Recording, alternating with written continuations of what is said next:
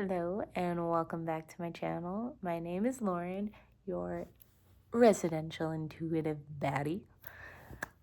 And okay, something that's been on my mind a lot, just because in my reality, a lot of things have been shifting around me in terms of people, like how I've been showing up and how it's been reflected back to me.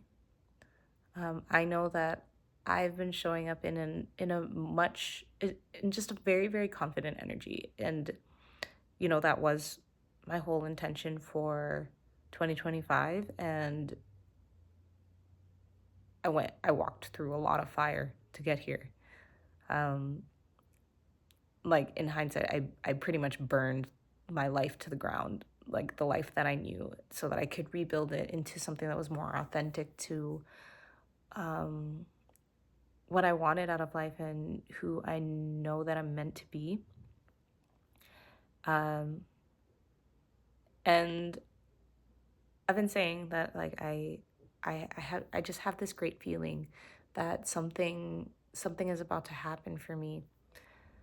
Um and I guess I'm coming through with this message because it's one of those things where it's like I think I get too specific sometimes.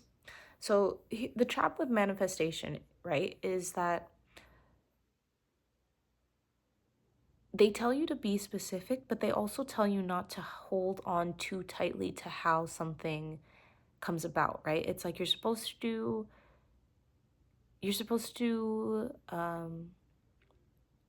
focus on the end goal and not the how it arrives. And this is something that I've always struggled with because there are certain things, um, and I think it's just like one of those things where it's just like it's very hard for me to conceptualize another way for the manifestation to come in without actually or just like without it being through that method. And also with timing, right? They tell you, well, sometimes actually this is one of the things that it's just like it seems very paradoxical to me, because like you'll hear some people say that like you should have it by, or like you should say that you want this manifestation by this date, right? But then at the same time, it's like you're not supposed to hold on to the timing too tightly. So this stuff kind of always confuses me, right? But yeah, again, this is coming through because for quite some time I've been feeling this influx of energy. This past week, I've just been feeling different this past week leading up to the new year. Or from leading from Christmas into the new year. Part of it was, yeah, I had my shrooms trip, but I've been just in this energy of just so much self-assurance, just like really feeling like I don't have any doubts. And today, it's just that it's one of those things where I thought there was a specific manifestation I had in my mind that I thought was arriving by today. And it hasn't yet. And there was a point where I was kind of thinking about whether so I guess so the trap with holding on too tightly to how and when is that if it doesn't happen by then, it's like you're putting so much pressure on it that almost becomes a self-fulfilling prophecy because you don't want to be wrong. And that's why it doesn't really allow for it to just come in how it should. So I guess that's something I was doing, and it's something that I've been working on, but at the same time I'm like, because I always fall into this trap of if it doesn't come in when I think it's coming in, then my automatic next thought is, what is the block, or what do I need to change? And especially sitting in this energy that I've just been in this week, I just know I'm already at the point where, or it's just like I am already at the frequency that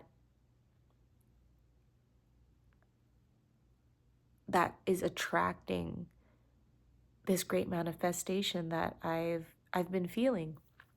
And that it really isn't a matter of what I need to do anymore. It really is just about releasing the expectations that I'm tying to my manifestation. So I guess this message is for you if you've been feeling the same way, if you've been feeling like um, there's something that you know is coming in for you, and you're just kind of in this energy of where is it?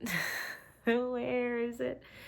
And it's like, but it's one of those things where it's like you're in your 3D reality, it hasn't shown up yet, but everything in your everything intuitively and in your 5D is confirming it.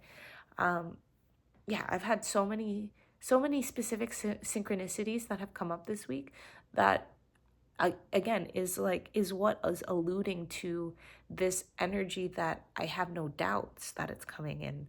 But I guess I'm calling myself out on this, where it's just like I think I'm just getting a little bit impatient. And I guess I'm putting out this message as well because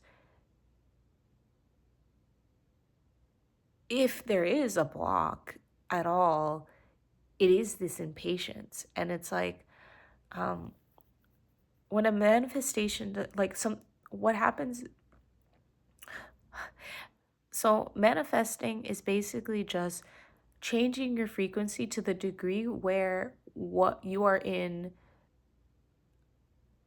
resonance, you're in alignment with whatever you're calling in, right?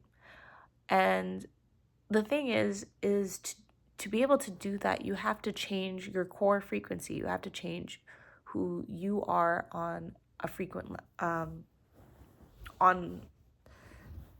what's the level on a level of your frequency. It's a because our frequency speaks for us before you know we speak.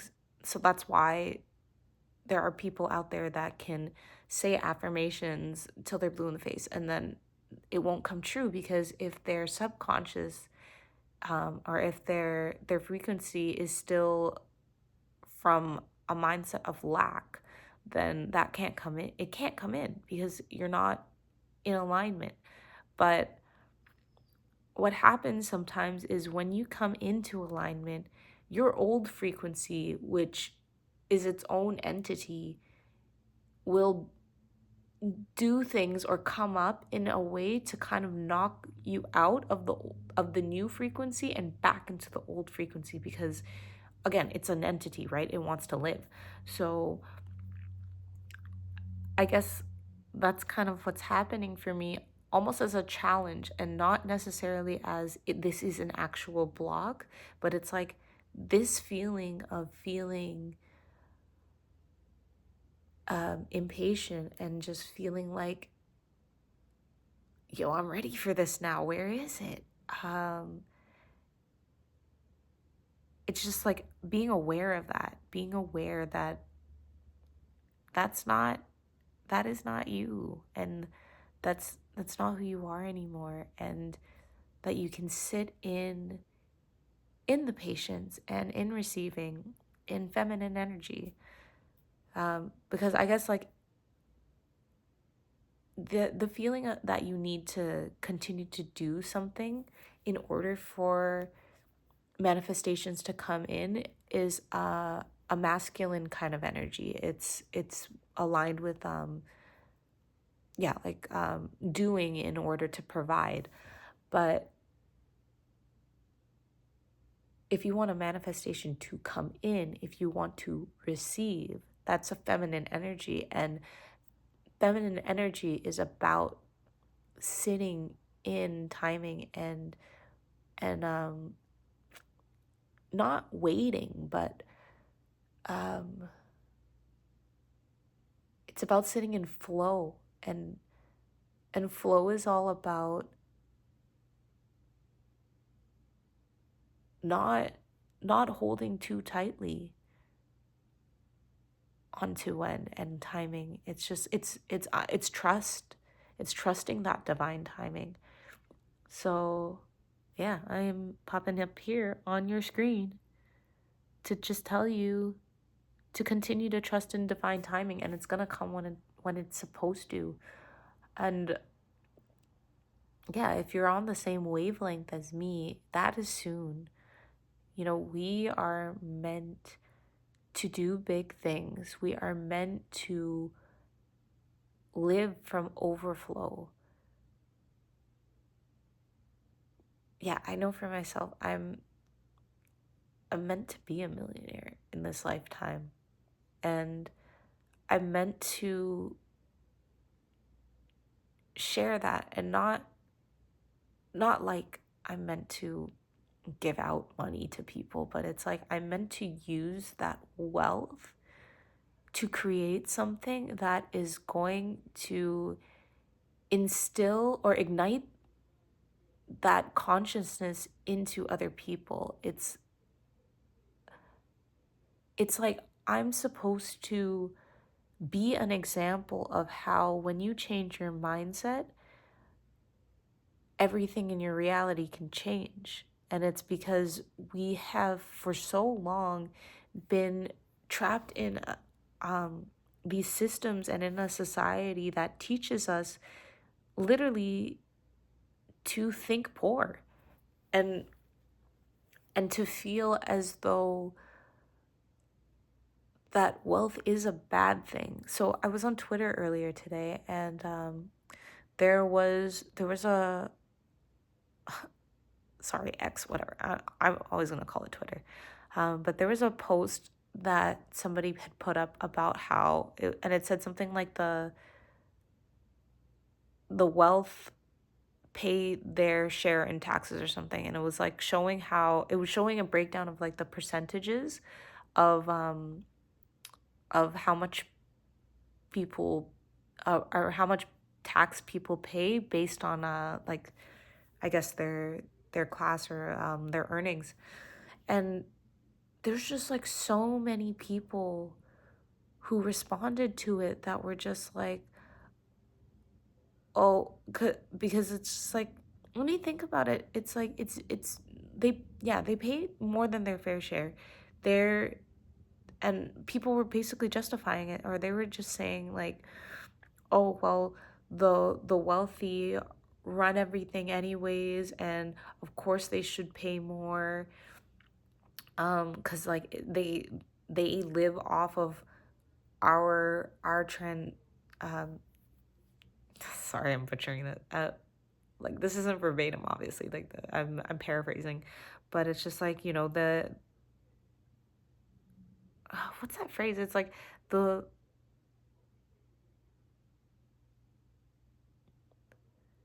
I don't know. It's just basically like people saying that like wealthy people are only able are like they thrive off of people being poor, basically, as is kind of what it alludes to. And that like even though they're paying more proportionately, it's like it should be even more.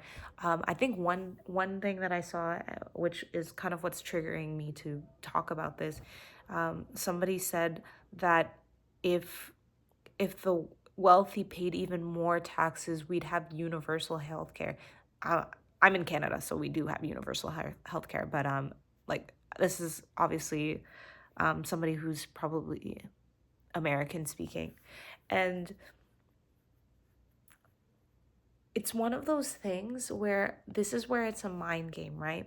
Because if you hold that belief, if you hold the belief that all wealthy people are terrible people and that they should be giving more than they already are, and if they're not, then they're bad people, then you have this subconscious thinking that if you were to have this type of wealth, that you inherently would be bad.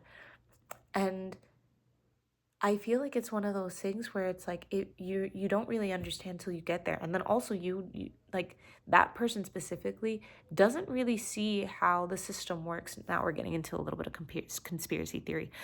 Um, and honestly, I feel like most conspiracy theories are true. It's just one of those things where they make you sound like you're crazy so that people dismiss it the same way that people dismiss tarot and um psychics, mediums, like all of the otherworldly stuff to be crazy so that like it doesn't make you want to touch it at all. But our systems are created to be broken. Like the systems don't make sense. They don't make people who are regular people, like they don't set you up for success. You have to go out of your way to learn financial literacy if you want to be successful. And that's the issue with most of these people who are talking like this, is they have no financial literacy. So rather than to kind of look at that and realize that it's really just the government and the politicians creating problems to spend money on so that they look like they're doing something and just wasting those resources, that's the reason why most people are poor, is because you're giving like, and that's the thing, is that they make it seem like it's not that significant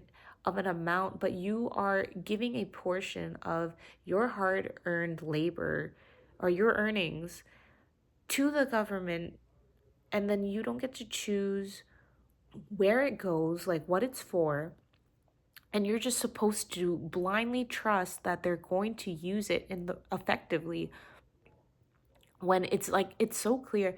um I had a conversation with someone, and I remember she literally said something about how, sorry, oh, throat block. I'm not, oh, someone don't want me to say this.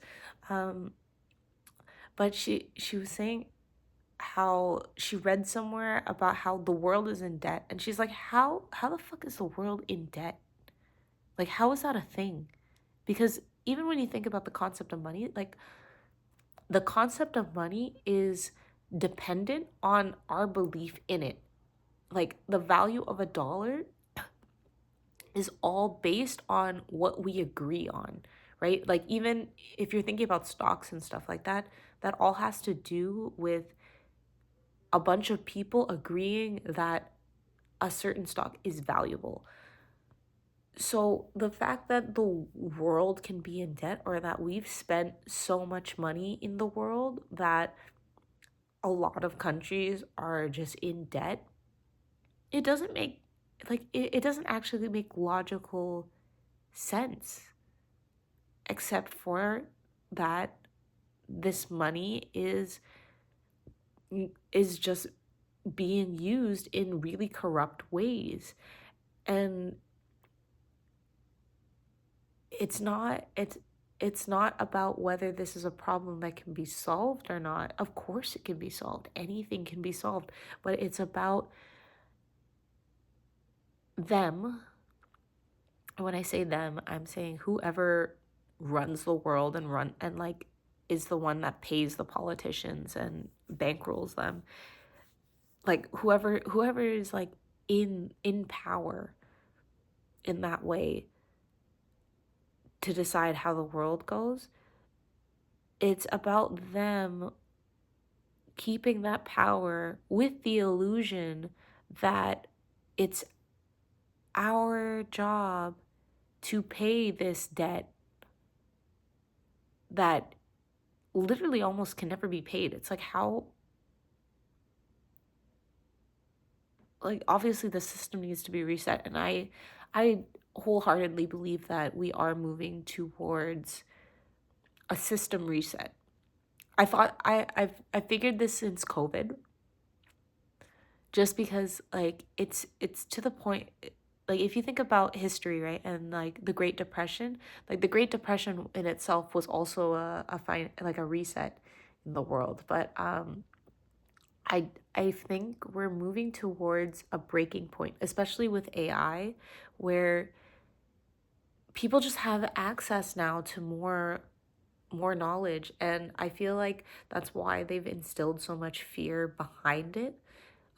Like even since we were, or at least for my generation, since we were younger, like I think about movies like iRobot or any movie where the robots take over or the technology takes over people. It's like we are being taught to fear this so that we don't want to touch it because it's actually the answer. Um, I was talking to my aunt about this today because I was talking about something I talked about in the last video actually about how, like our school systems are built on one way of learning when we're literally taught eight, or that there's eight different ways that a person might be more attuned to learning, and that in itself is like set up to fail. And then she was saying how they're like people in private schools, or again, yeah, the rich are the ones who have the access to the knowledge that is needed to be able to create and sustain wealth. And it's available out for everybody, right? But again, if you don't put yourself in a position where you can learn, it's like basically what she was saying is that, yeah, the wealthy have an advantage because they are able to afford to send their kids to a school where they are already teaching that, and that's how they're able to keep it. But for more regular people, or like the average person, like the average school system doesn't teach that, and you have to self teach to know. And yeah, this is something that I've been learning, is that this, like, it, that's why it's available to anybody. And that's why, like, having such a good mindset and being able to unlearn the patterning that has been embedded into us is what ultimately will lead you to being able to hold a frequency where your wealth can, well, like wealth will align with you. Because you know what, everything is alignment. Technically everybody, like, misalignment misalignment has to do with, I guess, like where you want to be, right? Or where it's yeah, it has to do more with, like, are you in alignment with what you want? Because technically everyone's always in alignment with where they are at. Misalignment comes from when you realize that you are here and you want to be here. But it's like, yeah, most of us are here attracting here, but we want to be up here. And I'm basically here to tell you, you can be there if you're not already. So it's just like, so keep it up. Whatever you're doing, keep it up. Keep educating yourself, keep learning, keep doing, because again, it all has to do with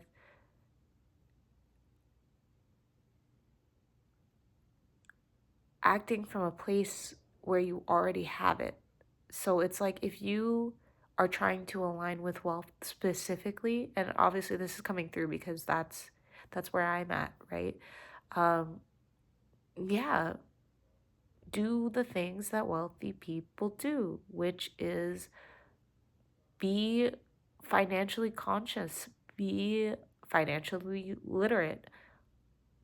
Whether you're looking this stuff up yourself, whether you're finding people on YouTube to teach you certain systems and structures and different ways to uh to create wealth and to hold it and to to use the system, understanding if you're a business owner, understanding how like your taxes work and all that stuff, and just all the different things that you need to run a business, whether it's um, uh, um, trusting in the things that you're meant to do, and that if you do whatever you're meant to do to the best of your ability, that there is somebody who's willing to pay top dollar for you, for your services. Okay, so there's two more points that I'll make, um, that I'll leave you with. So because I just made that point, um, I've thought about this before, about how there are certain jobs like a cleaner, right? A janitor. It's like, yeah, you can look at a janitor as not being a wealthy type of job, or a, a career that doesn't seem as fruitful. But if you're if you're a cleaner for, say, a really prestigious company. So like, the example that's coming to mind is, there's this bank building that I used to work in when I worked at Starbucks. And yeah, the cleaners there, they get paid very, very well there. Or I don't know, even if you're like maybe you clean mansions. Like, there are people who don't want to do the job of cleaning and will pay top dollar for a very stellar job.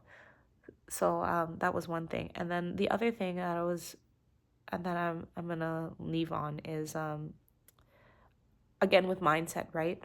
I was talking to my dad about the concept of luck, and how when people bet or when people buy the lottery,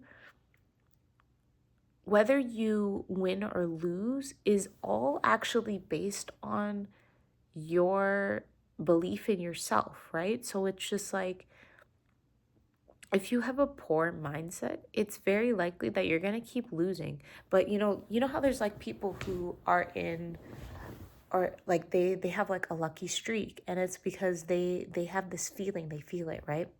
So um I'm remembering this one post where this girl was talking about how she had a coworker or something that would always win everything. Like, she would win competitions, she would win, like, if she did like one of those draws or something, she'd win a lot. And she was like that for like a lot of years. And then there was like one day where somebody talked to her, and they were just like, "Oh, what if you didn't win one time," or something. So I don't know, something like that. And then after that, that person like never won again. And it's just like, again, it's like, it's self-concept, right? So it's like, if it's not something that you're thinking about, then it flows to you easier. And again, when I do these messages, it's like I'm mostly talking to myself. um, but yeah, I'm interacting with you, so this is for you too, if you're here and you've been listening this long. So yeah, water that mindset.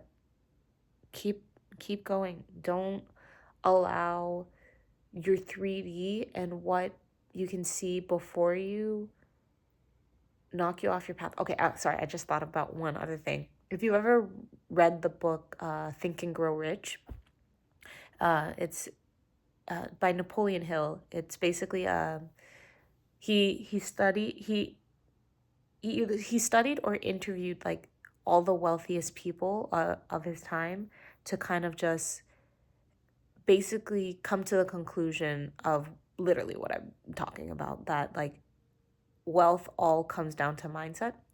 And what's coming up for me is, there was one story about, I think there was these people who were mining for gold, and they had been mining for some time, and then there was a point where they gave up, and then I think they sold the mine or something like that. And then the people who took over, they they were able to hit gold like just after. So it was like one of those things where it's like if the gold was here, they mine all the way to like here, and then that's when they gave up. So then when the other people took over, then they ended up having the gold instead. So this is coming up to say to you and to myself that that feeling that you're about to strike gold, it's there for a reason, and don't stop. Don't allow yourself to feel as though it's not coming, or that that there's something wrong in your approach. Just keep going, because you're going to hit it eventually, and you might not hit it the way that you expected, or yeah, it's just it's going to come through in the most divinely timed, most divinely guided way. So allow that and continue to trust yourself. Yeah. So yeah, again, I hope you found that insightful. Thank you so much for listening to me talk for half an hour. And until next time, goodbye.